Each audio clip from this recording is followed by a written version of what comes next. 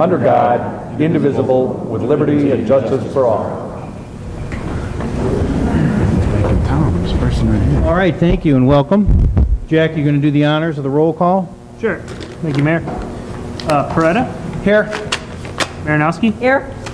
Vandermeer? Deskin? Here. Turner? Here. Smith? Colrelli? Here. Capadona? Here. All right, 6 present. All right.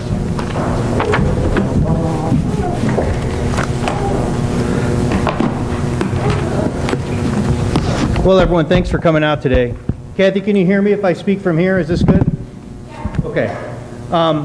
For those of you who know me or work with me, you know that truly I believe that the city of Lockport is the best city in the southwest suburbs, hand down.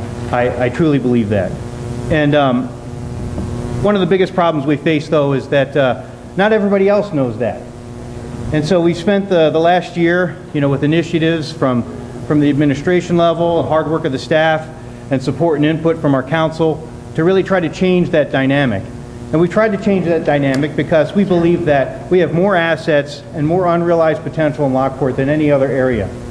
And so we've done many things in that time. We've worked hard to, get our retail centers out of foreclosure. There were 2 of them that were really dragging us down, and both of those are out of foreclosure. We've done the work now over this past year to get the message out of who we are. Last year when I went to the ICSC conference, which is a conference where all the retail brokers go, they barely they knew where Lockport was, but they were kind of like, oh yeah, it's that place. And then they would ask me, how many housing starts do you have? And there wasn't a lot of interest. This year, as we go back, we're a lot more prepared. This year we've had, a retail coach that has given us a true trade area map, true demographics, true voids in the retail areas. We've got commute times. We've got both other areas out of foreclosure, and they have new brokers and new representation. We have housing starts have doubled because we've lowered our tap-on fees. And now I know most of the brokers by name. And so we have a lot more muscle when we go back. And we've done the things that they have felt that have kept us off the radar.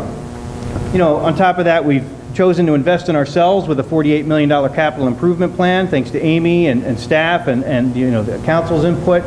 That's a big deal. And it also sends a message out there to retailers and investors that we're willing to invest in ourselves.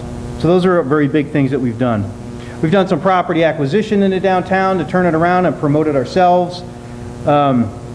We've created many things that we've done.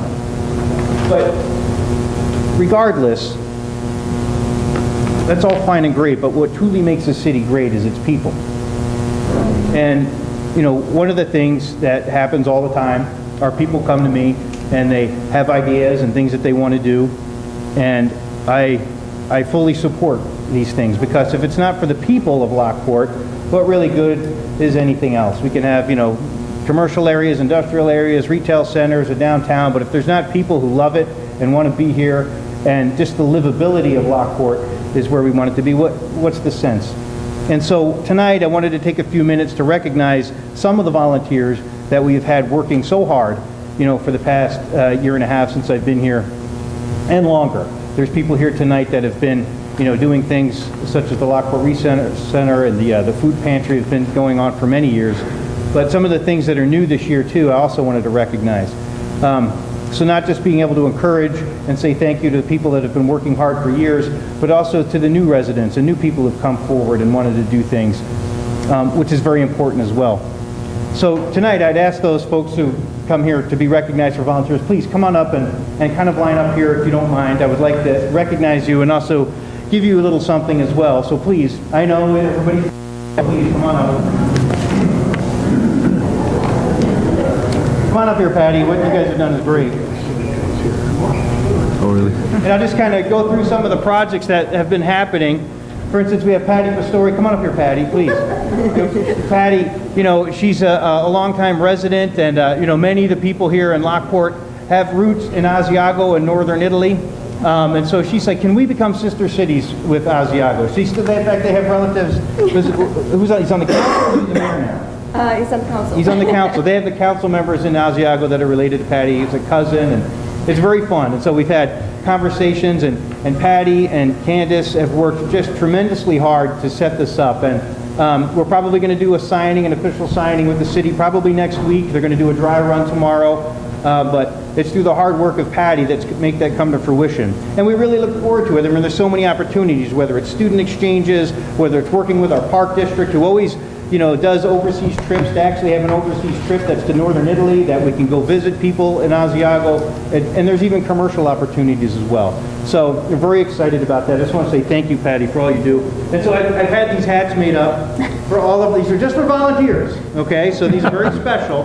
And every time we volunteer for something, you get a little pin. So here's a hat and pin, and thank you so much. And please make sure you give one to Candace as well for all her hard work. So thank you, Patty. I really appreciate it.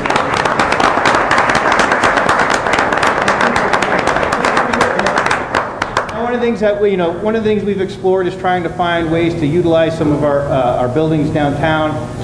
Especially there's some buildings north of the Gaylord that we have an eye on that are just very dilapidated. We had looked at, the council and I kind of explored through a business called Art Space, a way to turn it into, where, maybe it's like an artist lofts or perhaps it's artist workspace. We're still kind of exploring through it to see if it could work. But one of the things that came out of that meeting was the Artist Guild of Lockport. Ed Smith came up to me and he says, hey, we'd really like to, we had all these artists in one room from the city who were kind of interested in this project. And while they're all in one room, it's like, hey, why don't we get together and start forming a guild? And that's exactly what Ed did. And he's done a tremendous job. I mean, watching it come, I've never seen anything come together so fast and get such support. And so I really wanted to thank Ed for that. It's wonderful. I mean, you guys have meetings once a month. You have, speakers come in. It's been very exciting. And so I know you guys are going to continue to do great things, and I'm really thankful for it. So thanks, and I appreciate it.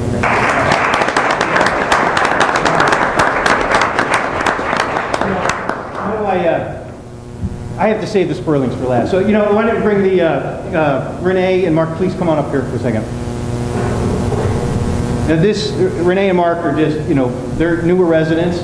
But when they came here, like many of us, who come into Lockport or look at Lockport or lived here, we all see the downtown, and we just say, man, there's so much going on here. And I get a call from Renee. She says, well, what can we do with the Roxy? I'm like, well, it's not really ours to do something with, but I'll tell you what, if you and some of the other people that have called me about the Roxy, if you guys want to get together, form a committee, call it the Roxy Group. If you want to come up with a viable plan, something that I can then take to Trinity Services, who owns the building, I said I'm happy to facilitate that.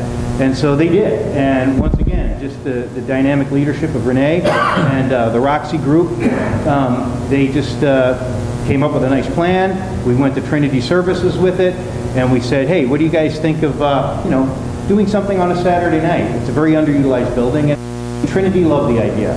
And so over the summer, we showed 3 movies there as kind of a trial run to see if this could work.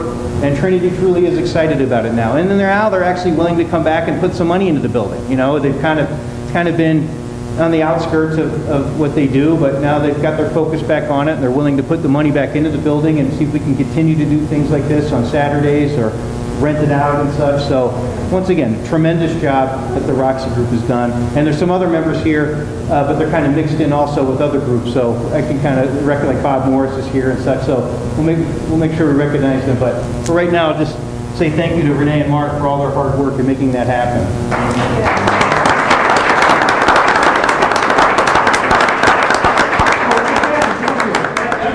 Kathy, that's your primary group. So I always mix everybody up with other groups too, because a lot of times they cross over. So thank you, Kathy, for all your hard work. Anybody else who's the Roxy Group person? Sorry, I apologize. Yes, our high school man. I really apologize for that. I know you've done a lot of work in making that happen as well, so it might not even skip over.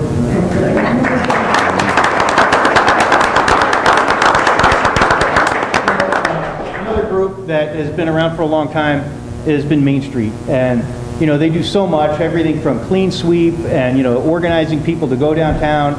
And I always say it lets people know and proves that folks have a true heart for Lockport, because you wouldn't be able to organize a bunch of people to go clean up the Lockport Square Plaza, right?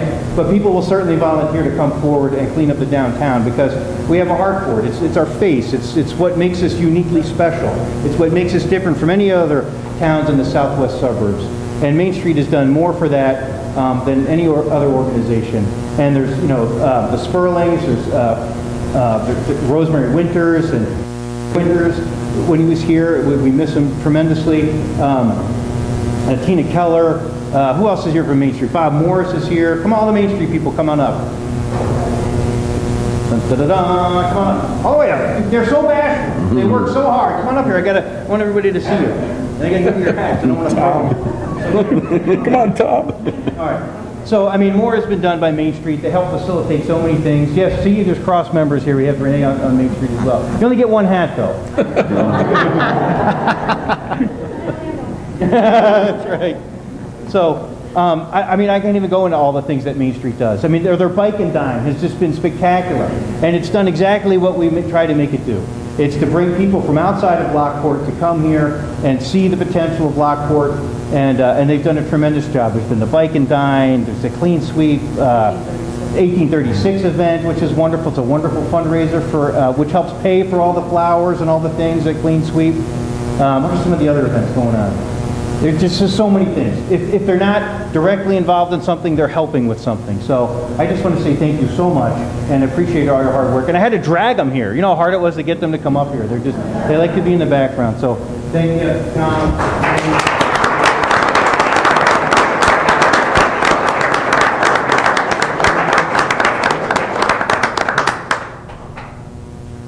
Lisa, why don't you come up here for a second? I don't know where to put Lisa. Lisa's everywhere. So she helps with Main Street. She's helped with Summer Art Series, which I'll talk about in a second. She's, the chamber work that she does. So we'll just bring you out special. So thank you so much for all that you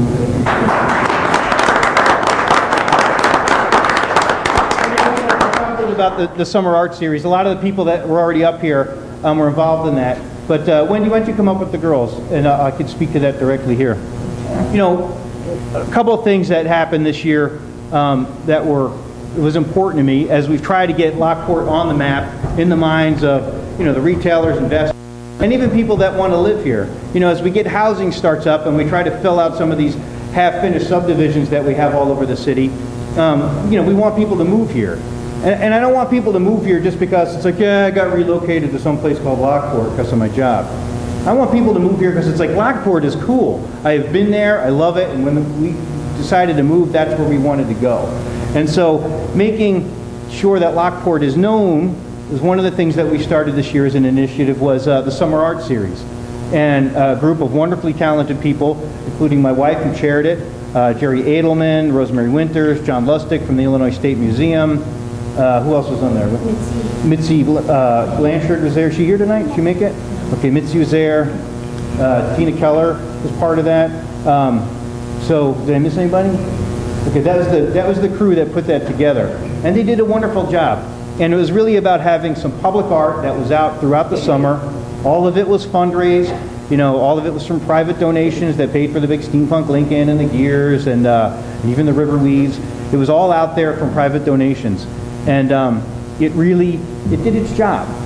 Its job was A, to do a fun event for us, but also to be able to market Lockport wide. Because it's, look, we as a council, we put money into advertising Lockport this year. We spent, almost $40,000 putting ads and billboards all over Chicagoland. And, it's pretty hard to say come to Lockport and shop in our downtown, right, when there's not a lot to shop. We're going to change that. We're working on it. But right now we have to play to our strengths. And so we played to, the beautiful public landing, the Illinois State Museum, the Riverwalk, and all these kind of things. And we put artwork that was out there so people could come see it. There was a wonderful gala that they put on. I know some of the council members were able to attend. But I'll tell you what, man, when people came to that gala, they came as far away as Madison, Wisconsin, from Indianapolis, all downtown Chicago. It was exactly what it was intended to be. And I can't tell you how many people would come into that building or come into the downtown for the pop-up shopping that they organized and say, I had no idea. I had no idea this was down here. This is really cool. So it exactly did what its job was meant to be. And so I want to say thank you. And my daughters are up here because they deserve hats too, because I can tell you, and it's no different from any of these volunteers, when it came to the Summer Art Series, our living room was filled with a bunch of things that these guys were painting and decorating for decor, and they did a lot of work. And so I want to recognize all the ladies in my house and say thank you.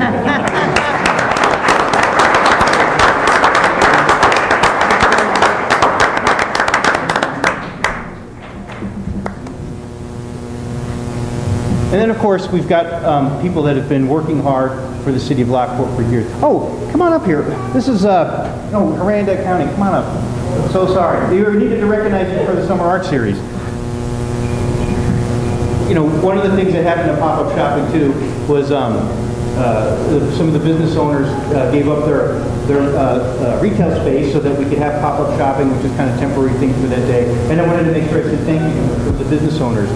We had a number of them invited, but it's Aranda? I think it's Aranda County. You guys, it's right next to the People's Cleaners.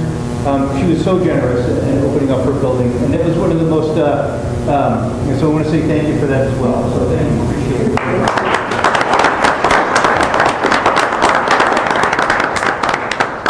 And then, you know, I want to kind of save some of the hardest workers for last, and that is, you know, folks from the Lockport Food Pantry. You know, Bruce Davis has led that crew, and these are people that I don't even know yet, and to my shame. And so I need to go over there and spend a little bit of time and meet people so I get to know everybody by name there as well, because, you know, this is an internal, you know, kind of looking inward where it's a benevolence, where we help people in Lockport, and so this is hugely important. And so I wanted to say thank you. And Bruce, why don't you come up? Did you want to say a few words about the, was there somebody you wanted to speak to it? Sure. Come on up, folks. We've got about 40 volunteers. Go ahead, speak to it. Please, Virginia. I'm the coordinator, and I've been working with Fish Pantry for about 33 years. Seems like a long time, and I keep saying, well, this is going to be my last year. But I don't know what I'd do if I didn't have the food pantry. These volunteers are wonderful. I have absolutely wonderful volunteers, 40 altogether. I've got 12 of them here tonight. But I thank you for inviting us, and anytime you want to stop in and see the place, you're more than welcome to stop in. We'd like to have you. Thank you, Virginia. Appreciate that.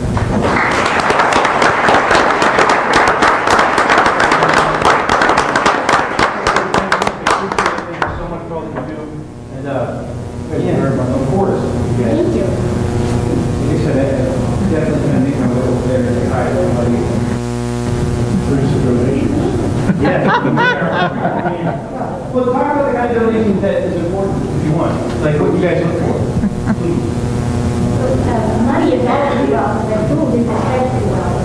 We do get from the Northern Illinois Food Bank, we purchase twice a month, and that keeps our expenses down rather than trying to buy it in town, although we have very generous Walmart, Jewel, Burkhart's, and now the new Myers are donating to us weekly.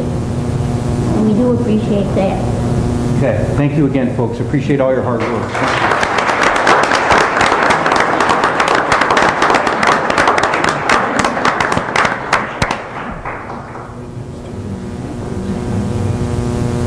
And folks, you don't know, this is Jim Miles, man out of town for the Lockport City. Jim's got something you want to present? Yeah, on behalf of Lockport Roof, I'm the president, Bruce Davis is the administrator. We've got $500 in this food pantry. So,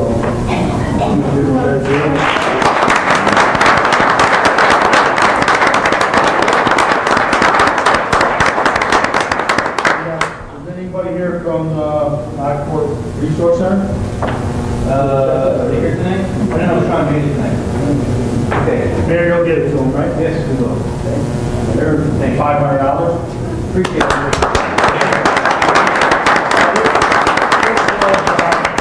City worked real well. We had this fundraiser event on the 5th and 6th of September, and the police department of the city worked really well. I'm proud of being assistant here. Been on the auxiliary police for over 25 years, and I'm proud of all you guys. Thank you very much. Thank you.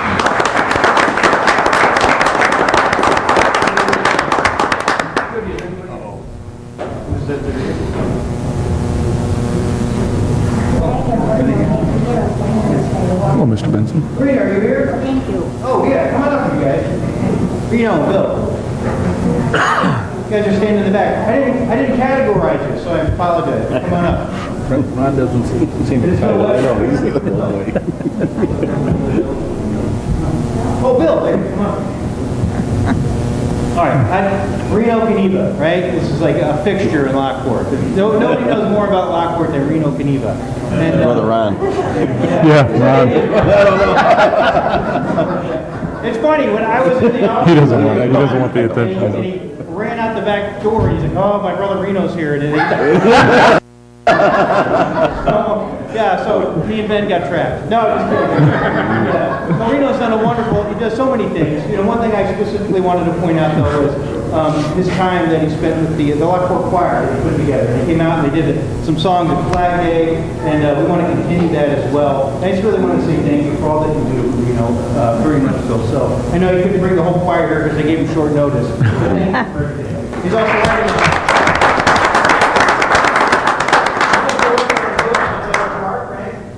Yep, a little history of Del Woods. That'd be very interesting. A lot of weird facts about it that never tell me about it.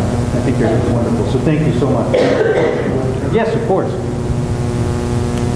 I think we have a wonderful mayor. Let's give him a hand.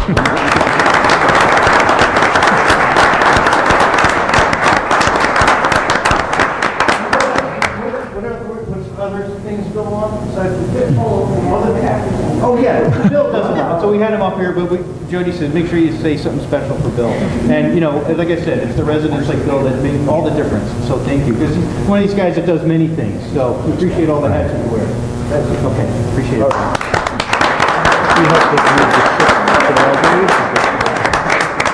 It's so nerve-wracking. And you know, Bill Maloney has done. You know, he's always has input for us, and a lot of times it could be commercial stuff. Like nobody knows more about railroads and rail yards, and so Bill's always calling me with information and input and insights. He works hard to get us another metro station or another line on our metro, and that's Bill doing that on his own initiative, and that stuff is huge, and he's been invaluable to us for that. So Bill, I want to say thank you for that and many other things. So.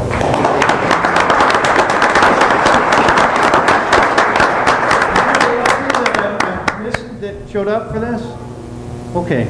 I do want to bring the chief up, though, for Lockport Love. Please come on up here, Terry. Yeah. It's a non-regulation hat. One of the things I asked the chief when he came on board was to make sure that our police force was a force that not only continues the wonderful protection that they do for us, but also reaches out into the community in such a way that, you know, I wanted to make sure every resident knew an officer's name, and not just because they got pulled over, right, but because, you know, the officers have outreach and they go into businesses and they say hello, and he's certainly done that, but he's even gone above and beyond that. One of the things Terry did was he started Lockport Love, where all the proceeds from their fundraisers, whether they're motorcycle rides or other events that he's put together, all the money goes right back into Lockport families. And so I want to say thank you so much for organizing that, Terry, and making that happen. So appreciate it.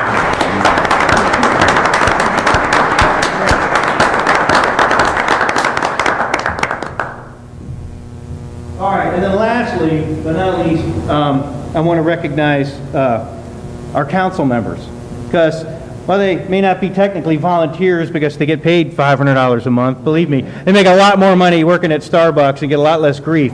And so I want to say thank you for all that you do as well. So.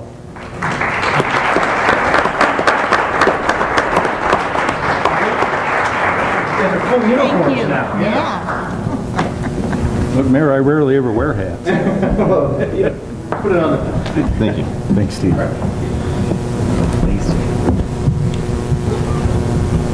All right, guys, I appreciate that.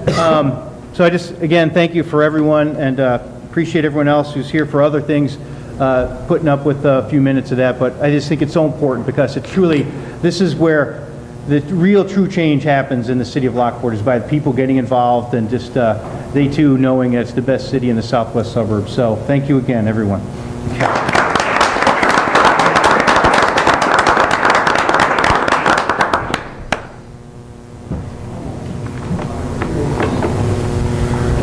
Anybody dropped a necklace or a bracelet? I have it up here.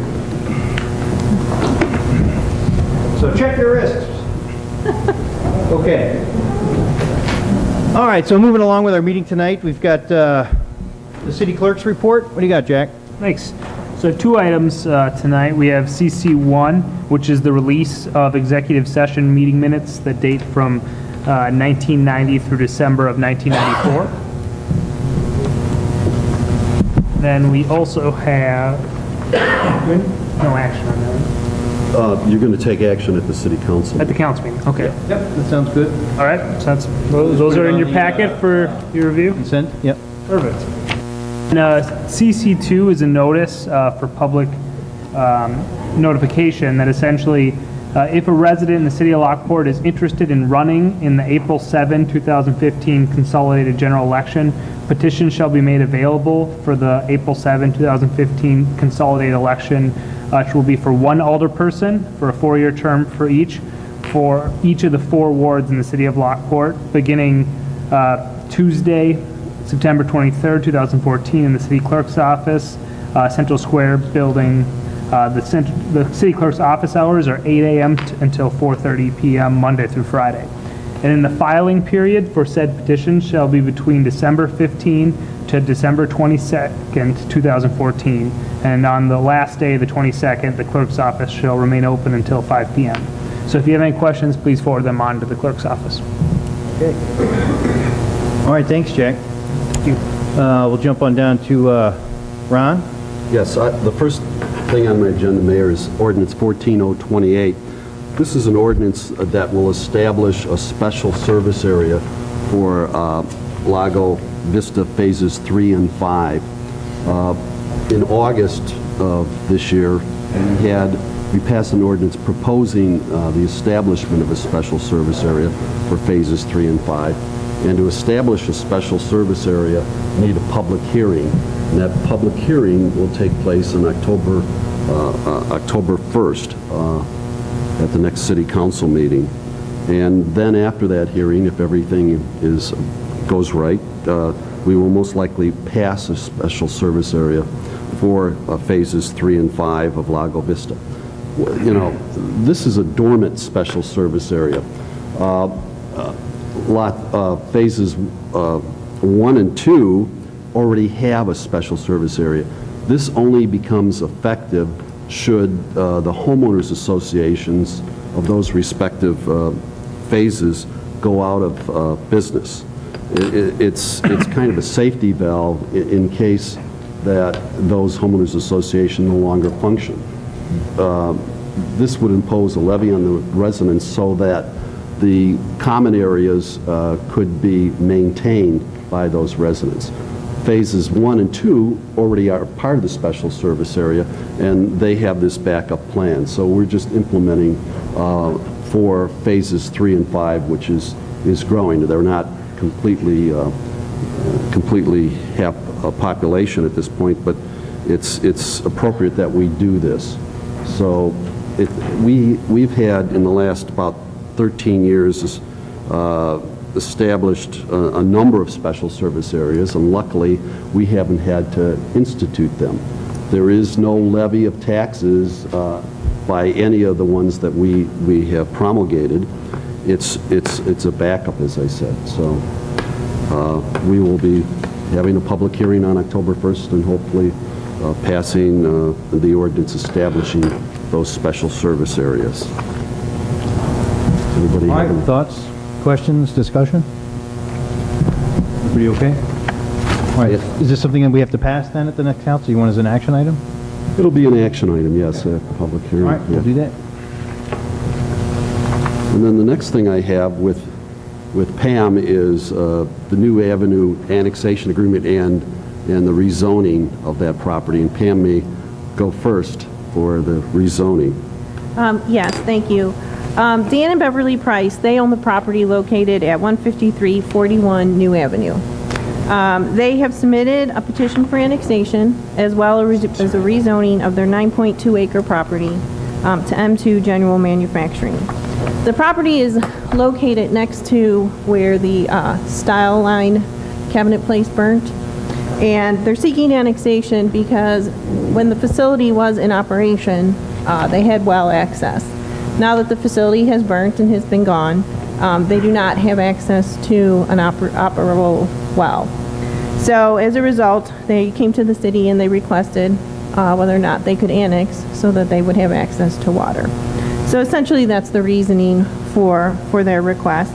On the property, there is an existing multi-tenant building of approximately 9,500 square feet in floor area and an outdoor storage area which occupies approximately 12,000 square feet. The public hearing for the rezoning was held on September 9th before the Plan and Zoning Commission. There was no public testimony at the hearing, and the industrial zoning does conform with the recommendations of our comprehensive plan. It is consistent with the I-3 intensive industrial zoning, in which the property is currently zoned as a property in the county, and is consistent with the zoning of the properties to the north, south, and west. The commission voted by a vote of 7-0 and recommended in favor of the rezoning to the M2 General Manufacturing District, subject to the approval of the annexation of the property. Staff is requesting direction to place this rezoning on the October 1st City Council for action, however, subject to prior city approval of the annexation agreement. And the annexation agreement, since this was a business and obviously there was a fire, but the annexation agreement attempts to bring up the building and surrounding area up to standards and regulations of the city of Lockport. And so we're doing that on a piecemeal basis, not all at once. And the annexation agreement reflects that. They currently have a septic system, so they will be allowed to utilize the septic system until it no longer functions, at which time they would have to connect onto the city sewer. Obviously, as Pam said, that they are connecting on water at this point. And there are non-conforming uses and improvements on the property. The gravel access road, the gravel parking area, and the chain link fence surrounding the storage area do not satisfy the city regulations. They will remain at this point, but there are some caveats that they will have to upgrade those points if the existing outdoor storage area is expanded. They would have to put in fencing, or if the existing house building is expanded, they would have to asphalt that area. Additionally, the property owner wants to put more outdoor storage, which is permitted in this use, but if he does so, then there is a 5-year time limitation where he has to asphalt the parking, asphalt the gravel, and get rid of the chain link fence. If, however, he does put in this extra building, the detention for this building and the other area will have to take place at the construction of the new storage area. There is a provision that he would be allowed to apply for special use for a cell tower if he so chooses in the immediate future. And I think while he would still have to go through a special use procedure, and you'd have a right to agree or disagree, because this is obviously an industrial area, it probably would be more appropriate than some of the other times when we've had special uses for towers.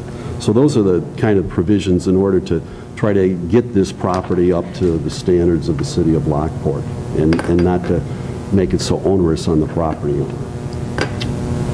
So does anybody have any questions on that? What does he have to do right now? What does he have to do? What does he have to do? Yes. Other than he's going to be tapping on our water, what else, what does he have to do in return? Nothing to be annexed? Well, obviously, he eventually has to upgrade his property. If he didn't come in the city of Lockport, he may not have to have asphalt for a parking area. He might left it gravel. And the chain link fence essentially seems to be, and I don't know if it's up to Will County Code or not, but he would have to establish another fence that wouldn't be chain link or see-through. So he has to upgrade that to our standards. And we're not requiring him to do it all at once, but on a basis, if he wants another Right. storage building. So There's not a time frame that he would have to do it, it's only if he builds additional buildings, then he would have right, to do it. expansion. Is there cost to us to have to run a line like through the cabinet place? It's all there, he just taps into it? Well, I think there's a water line going through New Avenue, along New Avenue, so he doesn't have to extend it. If it didn't happen, he would be required to extend it and get recapture from adjacent property owners. But Joe, I think the line goes across the face of his property, so he doesn't have to extend it. The sewer line, he may have to. So he covers the cost to run a line from his building to this line? Right, the lateral line is his private line, and he has to put that on, and he also has to pay a tap-on fee for water. Okay. All right, any other thoughts? Is this something we could put on a consent agenda? Well, we can, except there's a hearing that's going to take place, so I'd probably advise not to at this point. So we're not putting it on next meeting's We agenda? are, because we're going to have a hearing for the annexation agreement. There's a publication already taken place. We're going to have a hearing on as required by law for the annexation agreement. Then we can decide whether we want to pass the rezoning or enter into the annexation agreement. Okay. He's been kind of waiting for us to annex him. Okay, so then when time comes, we'll put it on as an action item? And we're going to have a hearing for the Lago Vista thing. Right, next kind of. meeting. We're going to have 2 public hearings next meeting. Okay, got it. Okay. All right, thanks, Ron. Okay, then, this is the annexation agreement for Lockport Investments. And as we said at the last meeting, the annexation agreement hearing will take place at the second meeting in October of the City Council. At that meeting, we'll act upon both the rezoning and the annexation. And the annexation agreement, you know, it's about 22 pages in length. A lot of it is boilerplate. A lot of it has been done in previous annexation agreements. I guess I should just talk about the 3 or 4 more important points for this annexation agreement, which is essentially there was a concern about, you know, what's a plan unit development? What does that entail? And we keep saying, you know, plan unit development will aid us and the developer develop a plan for that area.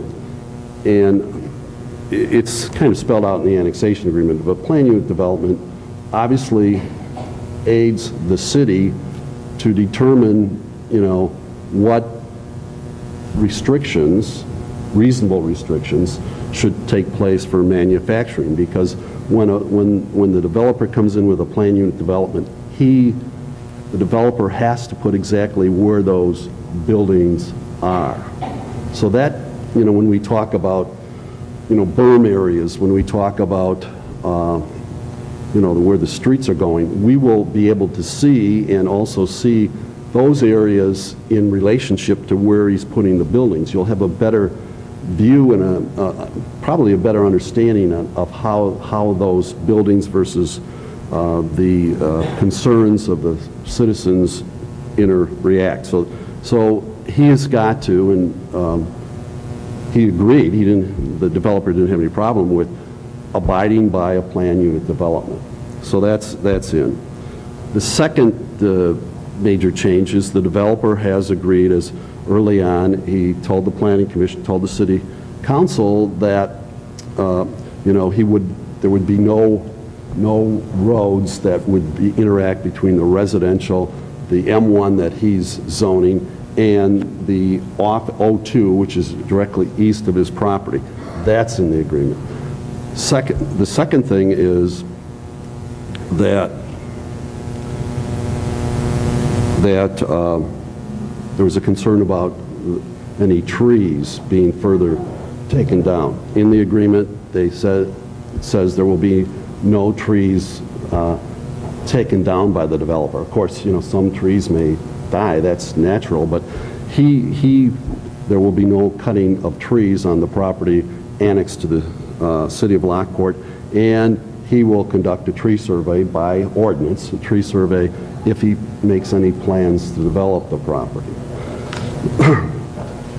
The biggest concern I think of the property owners, and there was some difficulty is they wanted to establish a berm area, exact location of a berm area between the residential zone property and the manufacturing zone property. Unfortunately, we're not necessarily at that point to determine the exact location of that so-called berm or tree line area.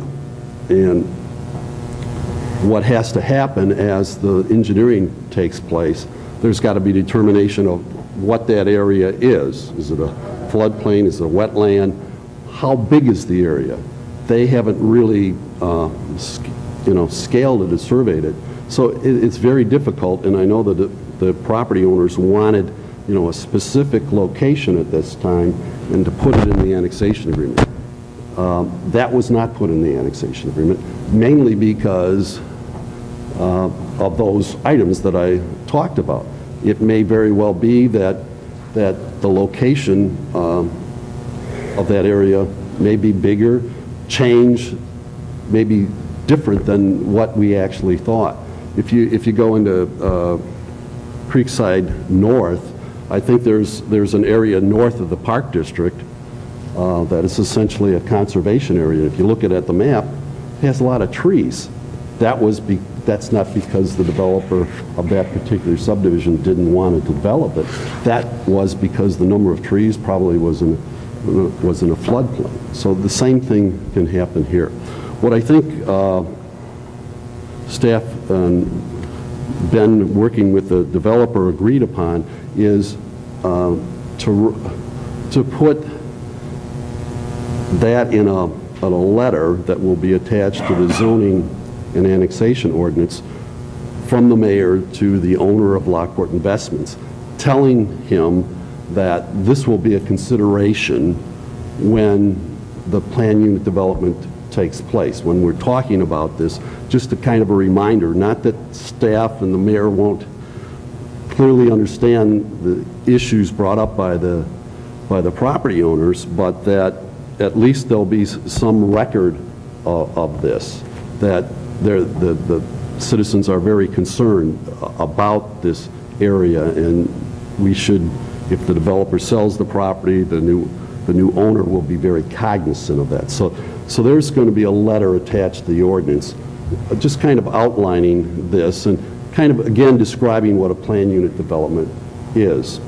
Also, there is a letter from the president of the Homeowners Association of Creekside South that Councilmember Marinowski asked to be attached to the ordinance, just again stating what that association would like to see in that area. Now, some of that is given not within the purview of this developer, but some of it should be considered, maybe not the obligation of the developer, but as kind of an overview of that area. So that is going to be attached as well. And then finally, Alderman Smith, who's on vacation, and actually aldermen do read and do work very hard, was reading the annexation agreement on vacation in Florida, and noted his concern about, of all things, stockpiling of topsoil. So I was in Florida and I didn't, read about stockpiling of topsoil, but he was concerned that the stockpiling would cause problems, nuisances with the adjacent property owners. So we kind of tightened up that paragraph, and the developer didn't necessarily have any objections to it. I emailed everybody. I don't know if I just emailed them today, so I don't know if you guys had time to read it, but it kind of tightens up those provisions, and the developer didn't necessarily have a problem. So we're going to add that as well. So, Ron, if I may add a little bit about that, the reason that was a concern of mine is that it's been probably a few years ago, but there was a neighboring community that had a development. They moved all the dirt. However, all that dirt was located nearby the property, adjacent property owners. So that dirt eventually sat over the years or time and created a nuisance as far as the weeds. So those weeds would blow into the neighbors' homes. So that's the only reason I know that that was a real concern for the homeowners, that, you know, if something starts to get developed but doesn't finish in a timely manner, that those would be some concerns. So that was the only reason I thought about that. Okay. So, does anybody else have any other questions about this? Thanks, Ron, appreciate it. We don't need to take any action on this, it's just updates. Okay, very good. Thank you. All right, what about Pam, are you up? Yes. I wanted to just give the council kind of a general economic development update. There's a variety of things going on, and it's been a while since I have. First and foremost, you're probably most aware of this, but for those in the public who might be watching or here this evening, we've had a few new businesses open. The most recent one being the Diamonds Billiards, which is located at 944 East 9th Street. It's in the Corwins Plaza. U.S. Bank at 1103 East 9th Street, which was the former Charter One Bank, has taken over that property and opened. And Sizzles, which is located at 571 East 13th Street, took over that little kind of triangular piece. They are a gourmet burger place, and a couple members of my staff have eaten there, and if you haven't tried it, I understand that the food is very, very good. And then lastly, Stefanelli's Italian Market did in fact find a new owner who is looking to keep it as it was, so we're excited to hear that. To date, the city has had 9 new businesses open for 2014, and we're hoping that, you know, we can finish out the year with a few more. On October 7th and October 8th, the city will be participating in the ICSC Chicago Deal Making event over in Navy Pier. We will have a booth again as we did last year, and our intentions are to meet with various brokers and possibly restaurants and retailers who will also be in attendance at this event. And this year we wanted to come up with something that would kind of make us stand out and be a little more creative than just putting together a folder with a bunch of papers and marketing material. Because I've heard over the years that that's one thing they don't like, because eventually they have to get on a plane and head back to wherever they came from. And you can't really carry that much on a plane. So what we found are these really cool USB business cards. There'll be 4 gigs, and there'll be something that we will pass out to people that we have meetings with, and on each of these cards there will be information about the city of Lockport. And what's nice is that it'll be something that if somebody wanted to keep and carry with them, it's not, you know, it's Lockport, but not too much Lockport, and someone could easily keep that, you know, in their wallet and use it for their other purposes, so that Lockport would always be on their minds. So that is something that we're putting together. In addition, Mayor has asked me to look into a brokers event, kind of as a follow-up to ICSC. Would be about 2 weeks later, and hopefully at ICSC we would be able to hand out some invitation cards to people that we would like to follow up with, to go into more detail about the city of Lockport, and then to have them come to the community and actually experience what it's like here. If we do that, it'll probably be around the end of October. So we're going to be meeting on Tuesday, Ben, myself, and the mayor, to discuss some details not only about ICSC, but also how we're going to work out this brokers event. Next, the retail coach. They have prepared some draft opportunity analysis now for our downtown area, similar to what they prepared in the gap analysis for the different areas closer to I-355. They've also done this now with the downtown area. I haven't gone through it completely, I just got it the other day. But what they do with the downtown is called an opportunity analysis, because it's a much smaller contained area. So what they do is they look at a 1 mile and 2 mile radius in terms of where the population is going to come from to come to the downtown area. In addition to that, they have completed their second outreach to retailers, services, and developers. And good news is that there has been some interest by 2 developers, regional developers, one that specializes in new development and another one that specializes in redevelopment. So hopefully in the next coming weeks, we will have more access to their information and what they're looking to do, and get together and maybe see where they might be interested in different areas of the community. Lastly, I've been working with the Chamber and their redo of the community profile. We wanted to make it different from what they've done in the past. So we've updated the residential living section, and in this new one, we're going to actually include a business, industry, and transportation section.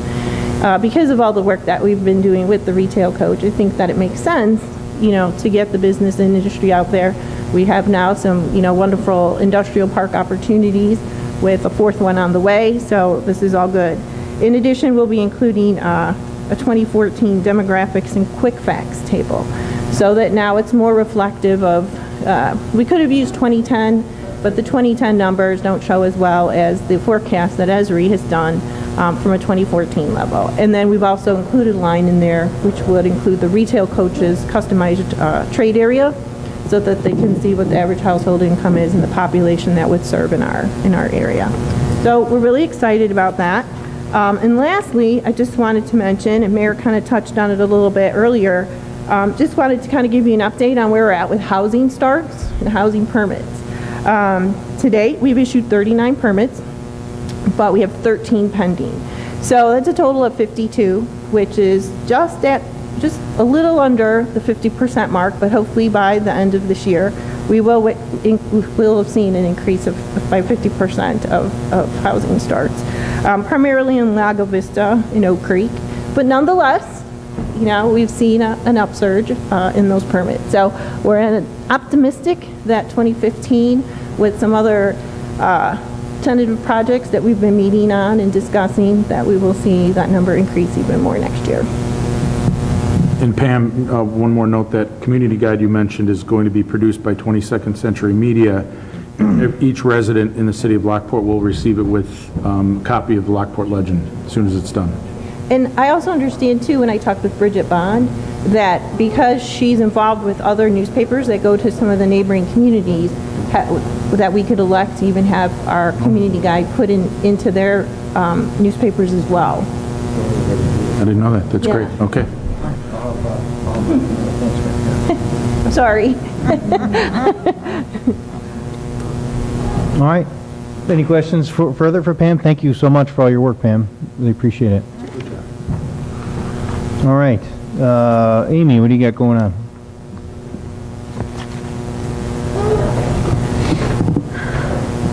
Okay. My first item is for the 17th and Hamilton Street Reconstruction Project. 17th and Hamilton Street Reconstruction Project is one of the projects that was identified in the Capital Improvement Program for 2015. This project involves a full reconstruction of 17th Street from State to Washington and Hamilton Street from Division to 17th Street, and will include water main, curb and gutter, storm sewer, and landscape restoration, as well as new pavement. In order to have the project ready for the 2015 construction, we need to get moving on engineering. Hampton, Lenzini, and Renwick just finished completing and started construction on the 10th and Jefferson reconstruction project. So they're not currently working on the design of a project in the city of Lockport. So we requested a proposal from them for the engineering of this. Their proposal was for a not-to-exceed cost of $68,190, with the bid documents ready to be let by summer of 2015. Amy, could you speak up a little bit? I'm just having trouble here. Okay. The proposal was for a not-to-exceed cost of $68,190, with bid documents ready to be let by summer of 2015. Engineering for a reconstruction project of this type is typically 10 to 12%, and their bid came in just less than 10% of the construction estimate. $80,000 was estimated in the CIP for engineering for this project, and this will be on the City Council, unless there are questions, this will be on the City Council agenda for the next meeting for approval. Okay. Do you have any idea what month of the year the construction will take place for this project? For this project, Well, because it's so close to the school, That's why I bring it up. yeah, we are planning the goal is to get it out to bid and have it start construction as soon as school is out and have it wrapped up before school starts back again. Okay, thank you. All right, sounds good. You good for an action item then? Is that what you're requesting? Okay. My second item on the agenda is for the replacement of the engineering department's 2001 Dodge Ram truck. This pickup truck has kind of not been in use for the last couple of years because the engineering department only had a couple of members. And in the last couple of years, we've added to our crew 2 engineering techs. One is part-time. Nonetheless, when that part-time employee is here, our vehicle, the vehicles that we have available, we only have 3 functioning vehicles right now. The 2001 Dodge truck has some major issues. It went to the Dodge dealer recently and they can't figure out what's wrong with it. The Public Works Department had $158,000 planned this year for the replacement of a snowplow truck, and due to the time that it takes to order and get in a snowplow truck, they are unable to get that purchase completed before the end of the fiscal year. So there's additional money in the budget to get this purchase made. We got the Suburban Purchase Co-op price from Curry Motors, and we also got 2 additional quotes for this for the purchase of this vehicle. I am requesting to replace the truck with a 2015 Ford Escape instead. Right now, the engineering department has 4 trucks.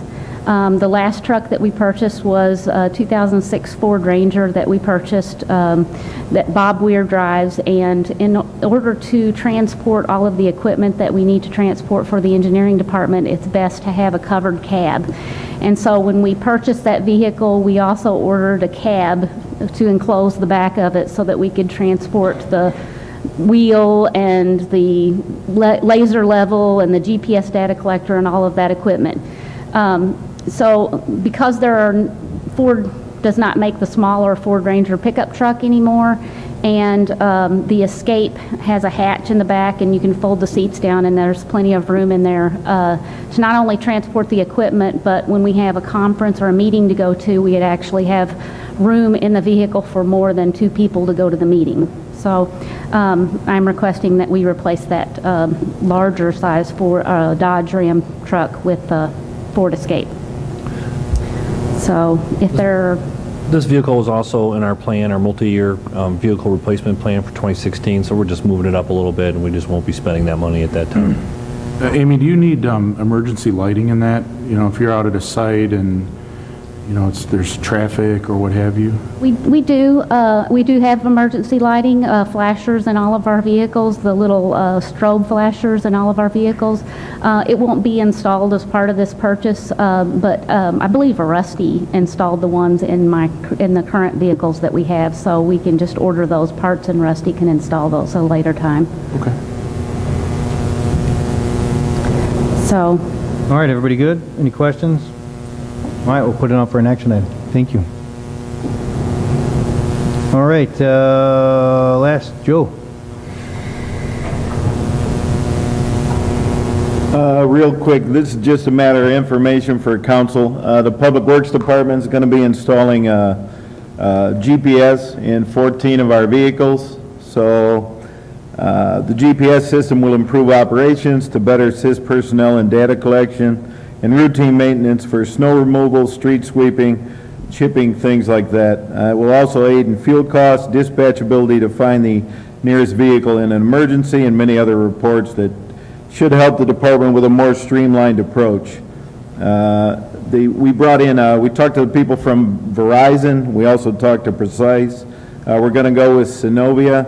The initial cost will be only $3,038, and then $17 per truck for the 14 trucks will be the fee for annual cost of $2,856. We can add on as we go. This will get the program going, get staff up to speed on how it operates, and then we can add yearly as we go as we get comfortable with the system.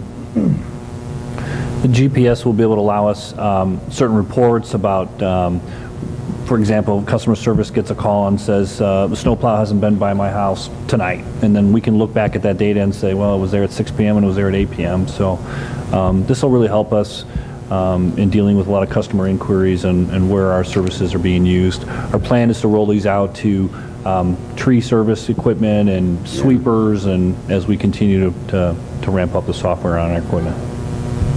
Can we connect the GPS to our website so the residents could go straight to the website? We can do that in an internal. We will have internal. Watch that little dots go around the map. There are software components that we'll have for that for interior staff, and we can possibly share that with members of council, but I don't think we want to make that public. It'll make all the employees paranoid.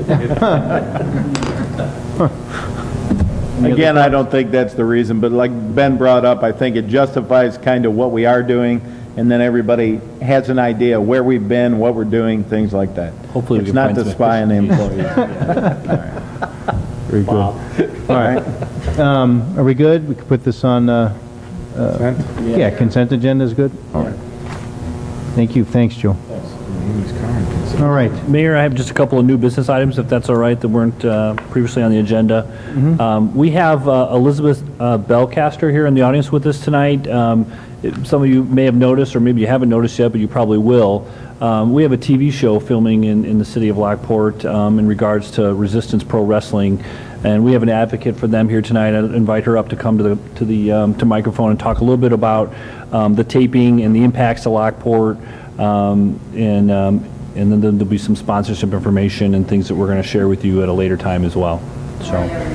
Fine. Thanks for coming out, Elizabeth. Thank you for having us. We had a PowerPoint presentation that I forwarded to Mr. Benson, but we're really not going to get into that tonight. I want to introduce you to the owners of the company. This is Jack and Gabriel Barron.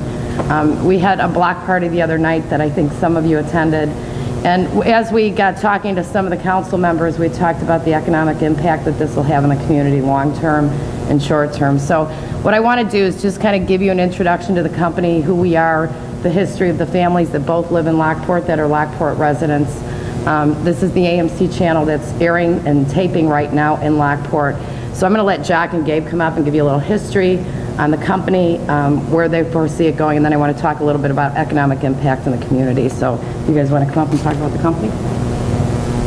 He's a dog. Okay. Basically, we started the company here in Lockport in August of 2011. Our first show we ran in November 2011 in the city of Chicago. Our partner is our creative director, basically the one who writes all the storylines and everything, is Billy Corgan from the Smashing Pumpkins. He's been spending a lot of time here in Lockport. He likes the city a lot. He's a big fan of the Vegan Cafe.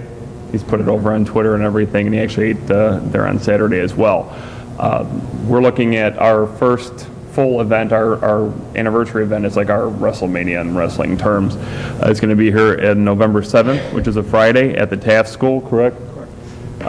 It's a fundraiser for the school, which is a big thing for us. It's very important to us. He's got 2 kids right now in school here in Lockport. I have a daughter who'll be attending school in a few years too. During the day, we're going to be having one of our positive outreach programs, which is where we have a bunch of the wrestlers in. Billy's here, ourselves as well, talking to the kids about inspiring them to not only stick in school, but also that everybody has a place in the world, everybody has a place in a company like ours. Just because you're not an athlete doesn't mean that you're not going to play an important role in wherever you do. It's a very positive speech. The kids like it a lot because we kind of talk real down to earth with them and everything. We've done several of these events as well in the city of Chicago and all over, and they've done really well. We're going to do that in the morning, and then that evening we'll have the full show. We're going to bring in a national name talent we're working on acquiring right now. AMC is going to be there, obviously the camera crew filming the whole thing. So we want to have a real good outreach with the village and try to incorporate as many businesses as we can through the Chamber of Commerce, as well as just a good outreach with everybody as well as far as the city council goes.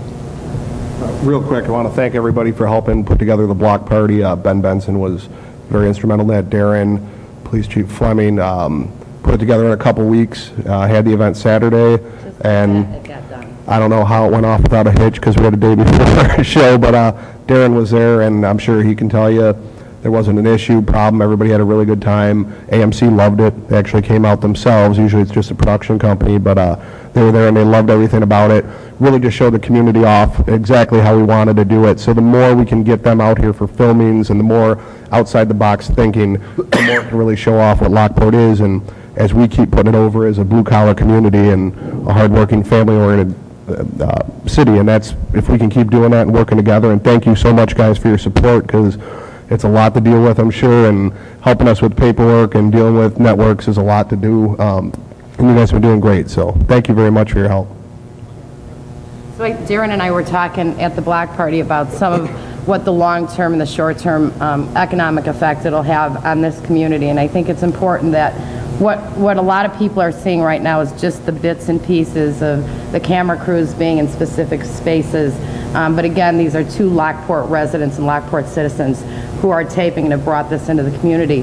Long-term, once the floodgates open, and I call them floodgates because there's a reason we call them floodgates, once the television show gets on air, this community looks very different.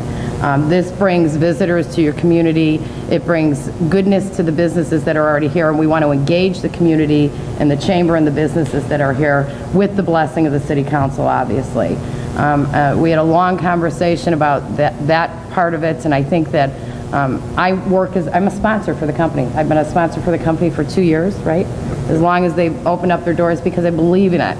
The positive outreach programs that they've put together, that was simply an approach that Jack and Gabe and Billy Corrigan came up with together, that if we're going to do something good, and we have the blessings of getting our own reality show, we want to show how we can give back to the community. But the reality of that, the real reality of that, is that most of these wrestlers and most of their production people all have full-time jobs just like your working community. They come in, they do their bits with the wrestling company, but they all bring value to their own communities, and that's the messaging that I think we want to get across to everybody, especially to the Lockport community. Filming and taping is now through December for the first season. I believe that they're going to start airing in February or March of next year. So, you know, I'm happy to come in. I have a consulting firm. I do training to placement programs for military veterans. I work with the Department of Defense. This is not my space, but because I'm here and a sponsor for the company, I'm using the resources that I have. The Jesse White Award was an award that they just got recently, and introducing them to legislators and communities of what I would normally do if I was in business and the business that I'm in. We know the value of having the blessing of the City Council. I'm happy to come and sit down, and I think what we'd like to do next and what we're asking of you is if we could set up a meeting with your Chamber of Commerce.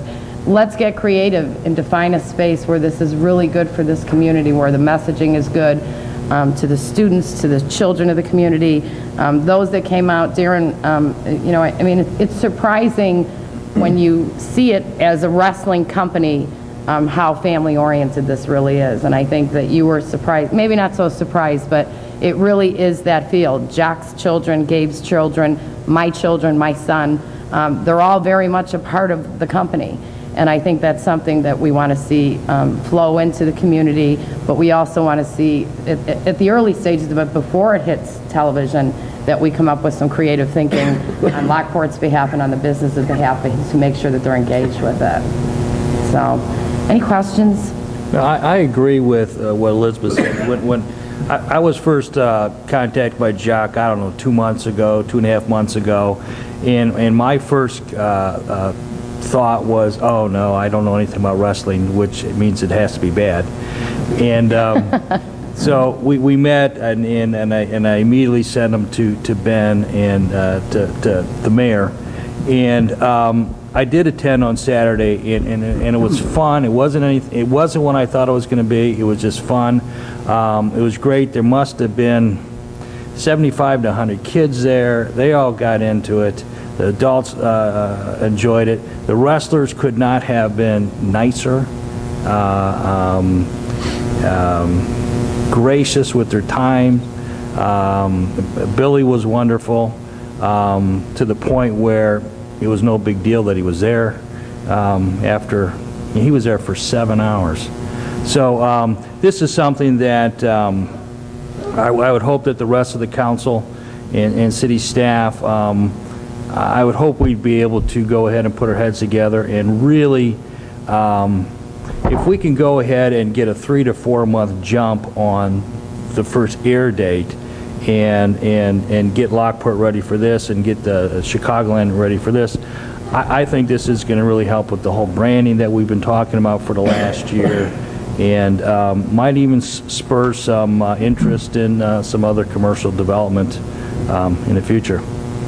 I agree. I think it will. And I think, you know, I hate to use the space of, not hate to use the space, but if you think about some of the higher profile individuals in the townships that they come from, the Jackson family or other individuals, that's a bad example, but kind of in that space, the VIPs, you know, to the Barron families, all day long in the taping is the Lockport community. That's where they come from. They want to make sure that Lockport is proud of it. And I think having your input and the value of that prior to the television taping coming out is going to be really important. And really that's what we're here to say today, is that we appreciate your feedback. We want your feedback. We want to engage the communities. Jock and Gabe are very, very busy taping right now. So the timepieces of that are a little bit harder than it was 3 months ago. I can say that for sure. But again, as a supporter and a sponsor for the company, and as somebody that brings resources to the table at whatever level I can, the best resources we have are the ones that are right in the room right here. So I think if we can collaboratively sit down, have a conversation, and talk about possibly bringing this to the chamber, doing an event with the chamber, a Resistance Pro event with the chamber, and kind of doing the PowerPoint presentation, showing what a sponsorship looks like. And the other important thing too, I just gave the mayor a copy of the sponsorship packages. A year from now, when this becomes Duck Dynasty, these sponsorships are going to look really different. And we haven't opened those gates up to everybody just yet, but the packages that they have now are very small, and they can be customized and personalized to the communities that are here. And I mean that. I mean, Haley Barron, Jack's wife, works very, very hard. Gabe's wife is an attorney. She works on the contracts to make sure that we're personalizing some of that stuff to fit the economy package of the person that wants to come in and sponsor. All of that can be built up together. You may have more suggestions once you as a city council review that, or have some other ideas on how we can do that with the community.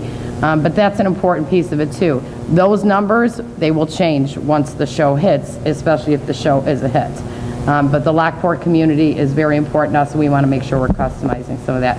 So that's part of the pieces that I'm working on with the company, and stuff that we can get creative with, whether it's via conference calls or face-to-face meetings. We're happy to do that. So I think on behalf of Gabe and Jock and myself, I again want to thank you guys for your time, and all very excited to be here, right? Yes. Yeah. Thank you very much. Yeah, thank you. I'm excited about this as well. It's one of the reasons why I love Lockport. It has such a great eclectic mix of so many different things, and I think it's why I love living here. So yes, anything we can do to help you, or just, you know, make sure you keep in contact with us, and yeah, we look forward to things. Okay, terrific. Thanks, guys. Appreciate it.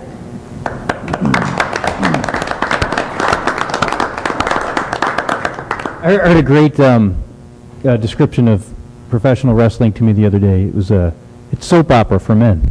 Yeah. Oh, yeah. That was great. All right, any other new business? Yes, Mayor, thank you. I've just got a verbal update on a support letter request from the Metro Mayor's Caucus in concert with the Rail Safety Week, in particular rail tank car safety.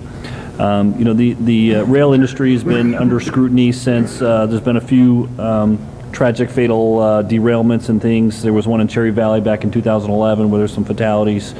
And so what they asked everyone to do is send support letters in regards to making sure that any of these hazardous materials that are being shipped through the town. As you know, we have two main lines of transportation here with several at-grade rail crossings.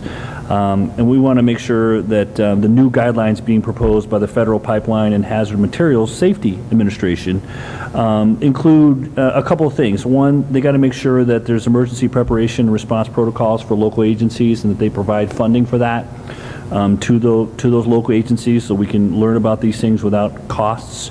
And then secondly, that these tank cars that are hauling these liquids, and whether it's a gasoline, a diesel fuel, a corrosive, you know, flammable liquids, oils, crude oils, those must be held to the highest standards for those trained cars. So what I'll do is, we've crafted this letter in concert with the Metro Mayor's Caucus. We'll have Steve sign it. We'll send everyone a copy of it just so you can see the ins and outs of these different types of technologies. And we just wanted to bring it to your attention with the Rail Safety Week that this was something that I think everyone in the community would be supporting, safer rail, especially of hazardous cargoes. Okay. Right on. Anything else? You know, one thing that I want to kind of wrap up, the volunteer thing from earlier is, in our upcoming newsletter, I want to kind of do a big call out for new volunteers. It's a tremendous amount of work. I mean, when you do these projects. I remember, watching my wife, how much effort she put into taking that summer art series from ground zero and bringing it up, and, the stresses, the hours, and all the things that are involved in it. But at the same time, it's, when things come off and they do well, it's very rewarding as well. But, I want to do a big call for volunteers. I mean, if I can, in the next newsletter, if we can get 50 more people to come out and, get part of whether it's the Food Pantry Summer Art Series, Old Canal Days committees, it'll just to spread the burdens around, it'll just make it so much easier, and it'll, have even greater success. And the more people that buy into things, once again, it's the more attachment we have to our community, and the more pride we take. So it's certainly an initiative I'm going to put out in the next newsletter for a call for volunteers. So, all right. So any open floor comments tonight? There's a couple faces out there. Anybody got anything to say? Okay. A little break. All right. Why don't we take 5, and we'll back at 8:20. So can I have a motion to adjourn Committee of the Whole? So moved. Turner, seconded by Alderwoman Marianowski. All in favor? Aye. I heard you.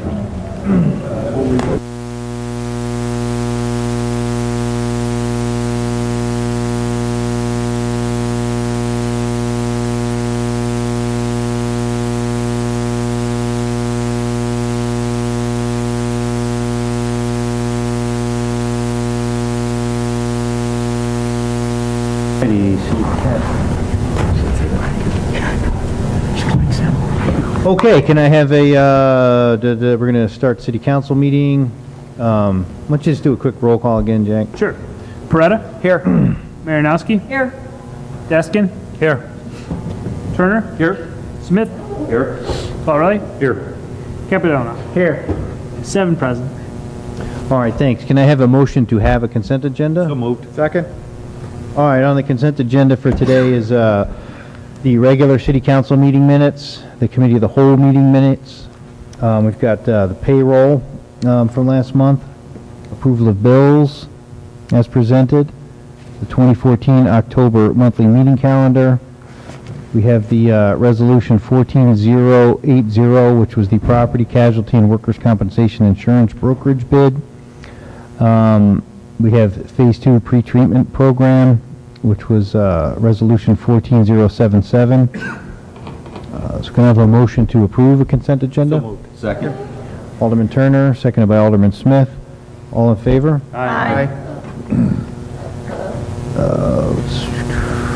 All right, next thing on the agenda. You got a personnel request? Yes, thank you, Mayor. We just have a brief executive session request for personnel reasons. And then I also wanted to give you all just a verbal update about our budget process and timeline. I did email you all today. Hopefully you received it. And we want to be following, we've already begun, I guess I should say, our budget approvals and meeting with the departments. And we wanted to present this to council on October 15th. We will publish a hearing on October 20th in the Herald News. On November 19th, we would have our public hearing for the budget, and we would welcome questions from the public and city council, including a presentation on the tax levy with the committee of the whole. On November 24th, we would publish those public hearings for the tax levy in the Herald News if required. It doesn't necessarily have to publish that if you're not asking for anything over 5%. And then we're looking for approval of the budget on December 3rd and the final approval on December 17th. So it's obviously condensed this fall. This is a new fiscal year for us for the calendar year of January 2015 through December 2015. We sat through all the budget sessions with all the council members last year. We weren't planning to do that this year. We'd be happy to meet with anybody individually if they have additional questions once we send out those materials. But when we sat with you last year, we talked about the short budget 14 and projections for 15. Nothing has really changed that significantly, although each department is starting to meet with me. Maggie will have a new finance director coming in, so there may be some changes, and we'll make sure we highlight those to you and communicate to you what those are. And again, we'd be happy to meet with anyone who wants to sit down with it once they receive it and they have questions. But again, I emailed that to you, and we just wanted to make sure that with a new staff person coming in, we want to make sure they get a chance to opportunity to take a look at this with us. And we still have to meet certain deadlines with hearing dates and things, and we've double-checked those, and we should be able to meet everything just fine. All right, thanks, Ben. Okay. Okay, Pam, what do you got? Yes, the city of Lockport will be receiving 3 bike racks through the Illinois Scenic Byways Bicycle Rack Program. This was due to some federal monies that were allocated to the Illinois Route 66 Heritage Project. The identified locations for these bike racks would be at the South Public Landing, the Community Development Center, and the Gaylord Building. The bike racks were originally scheduled to be available this past spring. However, due to a delay in production, we did not receive them, and it's been postponed to this fall. The local cost of the bike racks are an in-kind match contribution, which would be based on the pickup of the bike racks and the city's costs for installation, including labor and materials. However, as part of the program requirements, the city must execute the attached Illinois Scenic Byways Bicycle Rack legal agreement. This needs to be executed and presented to them at the time of pickup, and it essentially acknowledges the city's ownership of these bike racks and responsibility for them, and then also indemnifies the organization after the bike racks have been picked up. So staff respectfully requests that the council motion to authorize the city administrator to execute this agreement. Had a motion? I'll make that motion. Alderwoman Marinowski, seconded by Alderman Turner. Do we need to do a vote, or can we just do all in favor here? I don't think there's anybody. Right, all in favor? Aye. Okay. Thank you. All right, what else you got, Pam? Okay, the next item is, as of July 1st, as the council is aware, the city hired an in-house building official. Prior to doing so, we relied on a consulting firm to perform these duties, including the use of their equipment. This is a request to purchase a 2014 Ford F-150 XL pickup truck for use by the city's building official. In the current stub year budget, $16,000 was budgeted under the capital projects for the purchase of this small pickup truck. Since July 1st, the department has relied on a reused 2001 Ford Taurus sedan, which is in poor condition and very much not practical on construction sites.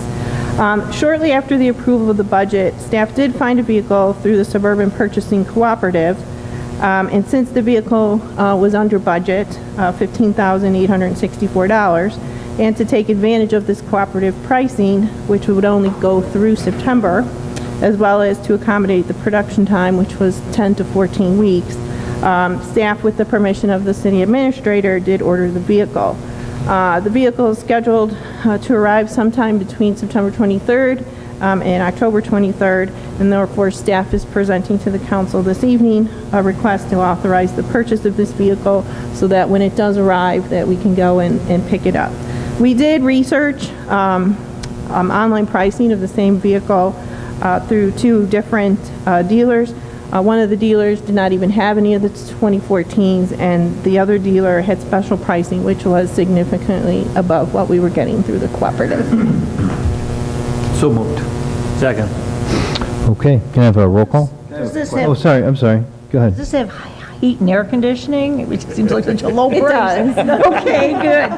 Not much Even else. an automatic. Okay. It was a good deal. Okay. All right, so can I have a... Yeah, yes. Yeah, I'm sorry for not checking with you earlier on this, so I apologize for that, first of all. But would it be in our best interest to maybe go for the 4x4? Is that seem to be a little bit more a useful tool for the city as a whole if we went 4x4 instead? Just asking, so I don't know. Well, I mean, when it was time to pick a vehicle, I mean, I did work with the building official to see what he needed, if he needed something as powerful as what our public works people drive, or whether, you know, something on a smaller scale would be sufficient. And he felt that he was pretty comfortable with this type of vehicle. Okay, great, thank you. I'm sorry, I apologize. Oh, no problem. Okay, then. Have a roll call, Jack? Yeah. Paretta? Yes. Marinowski? Yes. Deskin? Yes. Turner? Yes. Smith? Yes. Colorado? Yes. Capadona? Yes. 7 yeas. Thank you. All right, thank you, Pam. Okay, Amy.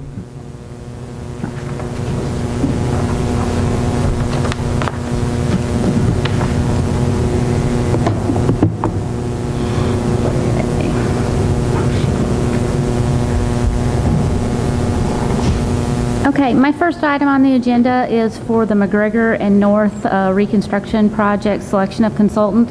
I believe we went through this at the last committee of the whole meeting, so I'm going to skip straight to the recommendation. The recommendation is that the city enter into an agreement with James J. Bennis and Associates for the Phase 1 engineering for the McGregor and North Reconstruction Project in the amount of $83,552. So moved. Second. Alderman Turner, seconded by Alderman Peretta. Any discussion? All right, Jack, can you roll call, please? Sure. Paretta? Yes. Marinowski? Yes. Deskin? Yes. Turner? Yes. Smith? Yes. Colorado? Yes. Capadona? Yes. 7 yeas.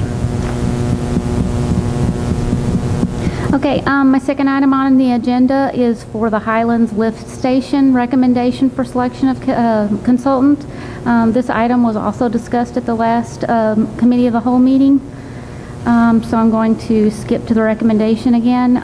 We recommend that the city enter into an agreement with Strand Associates for the engineering services to complete plans and specifications for the Highlands Lift Station in the amount of $104,800.00. So moved. Second. Alderman Turner, seconded by Alderman Marinowski. Any discussion? Can I have a roll call, Jack? Paretta? Yes. Marinowski? Yes. Deskin? Yes. Turner? Yes. Smith? Yes. Colorado? Yes. Capadona? Yes. 7 yeas. Motion passed. Okay, my third item on the agenda is the 2014 pavement patching project. On September 10th, the City of Lockport received 4 bids for the 2014 pavement patching project. This project will consist of pavement removal and patching of various streets throughout the city. The bid was opened and read publicly. The lowest bid in the amount of $88,000 was submitted by Austin Tyler Construction. The engineer's estimate for this contract was $68,000. The most recent unit price for Class D patch was $20 a square yard for the Farrell Road patching contract. This contract included a larger amount and was 4-inch binder patch only. The estimate for this contract was based upon a unit cost of 5-inch Class D patch with 2-inch surface of $25 a square yard for patches greater than 7 feet wide and $35 for patches less than 17 feet wide. The unit price received for the 2014 patching project was $44 a square yard. A map of the locations was included in your packet. In order to expedite the project and save valuable time, we came straight to the council for this rather than waiting for the items to be presented at workshop. Our recommendation is to increase the cost of, or the amount that we award to the contractor for this so that we can get more patching done this year and then reduce the amount that we budget in next year's budget for patching. So my recommendation is to award a contract to Austin Tyler Construction up to an adjusted amount of $130,000 to complete patching throughout the city. So moved. Second. Okay, Alderman Turner, seconded by Alderman Smith. Any questions? I'd just like to make a comment.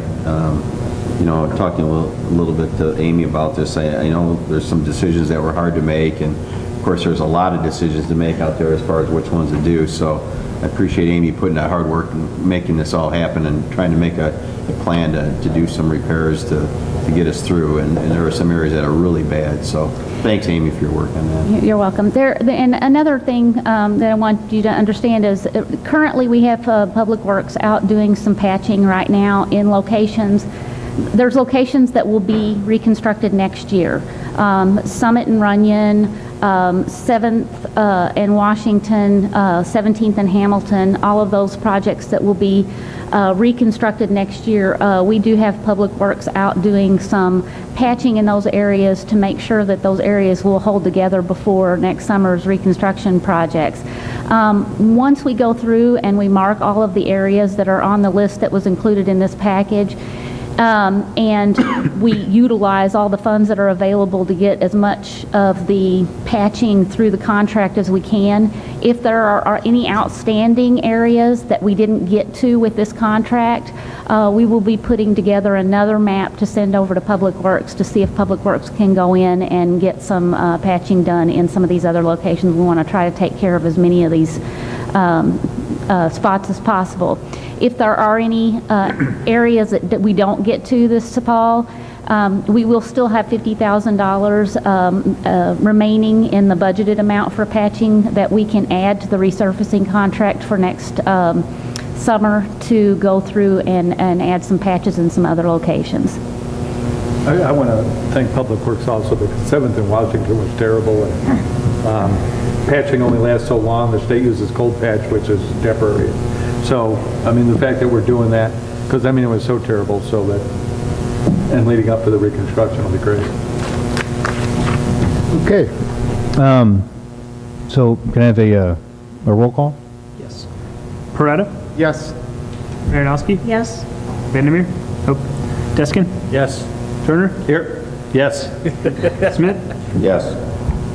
Colorado? Yes. Capadona? Yes.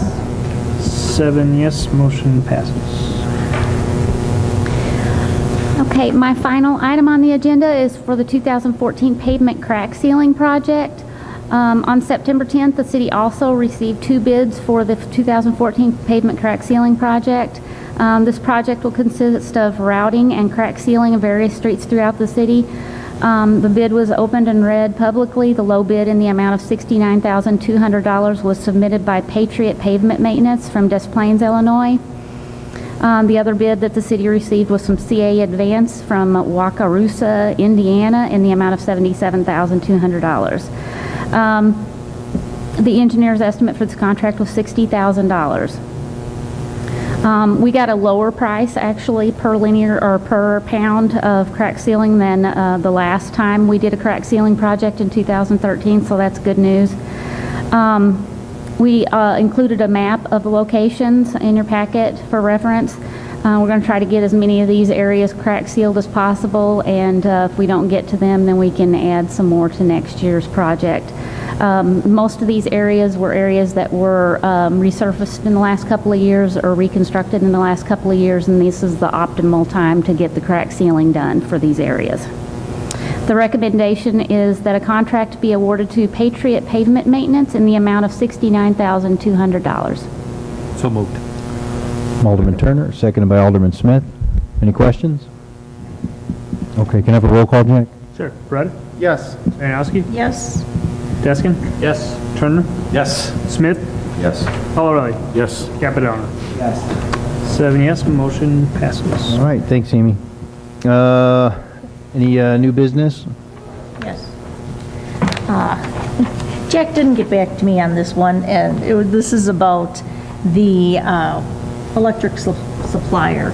I've been getting phone calls, and I've had, questions about should we go with this or when is it going to happen? And first, I, was told we were told that Verdi contract went till the end of November, and we would stay with Verdi. Now we got a letter. I assume everybody did. I did, saying that from ComEd saying that we received notice that your electric supplier of choice is being changed to Home Field Energy. This change will take place within 2 business days of October 1st, 2014. Now, this is like the second time I've kind of brought this up and was told that no, it won't be, and then I get this letter from ComEd saying that it's going to be within 2 days of October 1st, and I'd just like to know if you found out just what's going on so that I can give people answers. Yeah, are you referring to my email yesterday?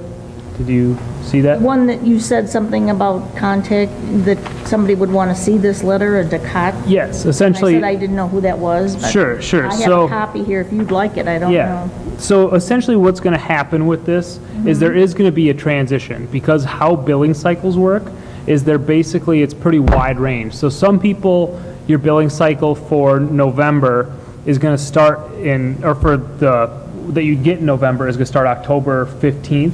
Other people, it goes all the way to November 30th. It's a very wide range because they don't do the meter reading all at once. It depends on when you set up your bill.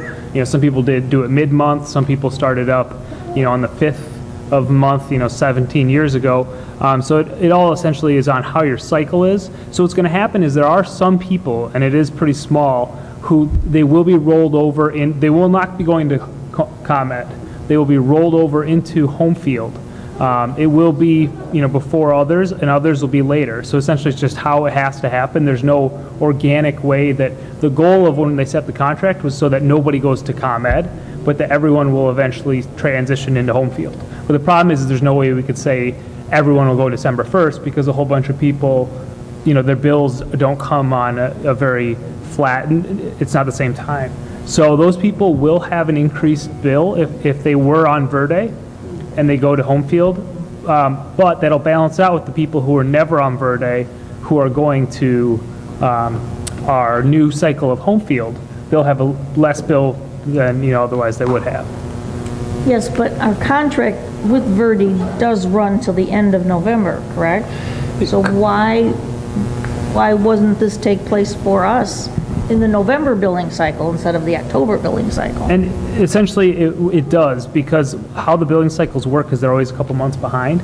So essentially our bill, that's what the cycle is. So what will happen is that's why some people, their cycle is, a couple months back. So essentially it'll transition, but it's not going to be, perfectly clean for everyone, but we do have some people with Verde. Now currently what we're doing is our representatives at Decat Energy, they are the consulting firm that was hired by Will County Electric. They are currently trying to push and petition to see if we can keep people on all the way until the end. But the problem is they don't have to honor that. Essentially, they can allow people to transition in when their bill cycle comes up, and there's probably no reason that they would, allow that, because for them, they want to get out of this contract right now, essentially. So because for them at that low rate, it's great for the consumer, but right now it's killing them. So it's just kind of how it's transitioning. For some people, they'll start home field a little sooner than others, and others a little later. On average, if you are one of the early rollovers, it'll mean your bill might go up a couple dollars for a month. So. Okay, so you just have to watch your bill within the next 2 months to see. Yeah, and essentially when you're switched. Yes, and you'll get switched. Most people won't notice it until November, but just when their cycle comes up, you'll get moved over. Aren't most people already in Lockport with Verde, since that was what we went with? I don't know what the figures are. We've been dealing with ComEd and sharing those account numbers and things back and forth, actually even as recently as this week. I think a majority of them are, but it's unfortunately when you jump into these large group aggregations with multiple communities, not all dates all lined up right. So I think ultimately you'll end up, some people could have about a half of a month that's actually the new rate, which is a little bit higher than their previous rate. But going forward, I know that not to say that it won't run till the end of, we won't be necessarily on Verde till the end of November. You'll be switched most likely before that. For a lot of people, it will be. Yeah. It's just some are early cycles, and that's why Decat wants to see what the it's Minnesota's, what the ComEd bill says, or the letter you got, because they didn't receive that. But essentially, yeah. So I'll pass it on to them just so that they can see. But essentially, it's coming out just as a notification. ComEd's doing this throughout the state because they have, every community has the option to have done this if they pass the referendum. So you have hundreds, and they're not keeping track of they don't know what our contract is. They don't know when Verde's coming up or when home field isn't, whereas, our consultants do. So that they're pretty confident about it. So they said that this could just be a notification of switch. So. Okay, thank you. We should be able to hopefully at least report back to you when we know more about the specific information, but also what the total numbers were when this all plays out over the next couple of months, and how many people it affected, and we'll report back to you. All righty. Anything else for new business? Okay. We're going to have a motion to go into executive session. So moved. All right. Nobody else wants to do executive session? I'll make a motion to recess the city council meetings. To go into executive session? All right. So we're going to do that motion instead. Second by Alderwoman Marinowski. All in favor? Aye. Okay. Thank you. Aaron got me out. All right. We'll give it a couple minutes to clear the gallery.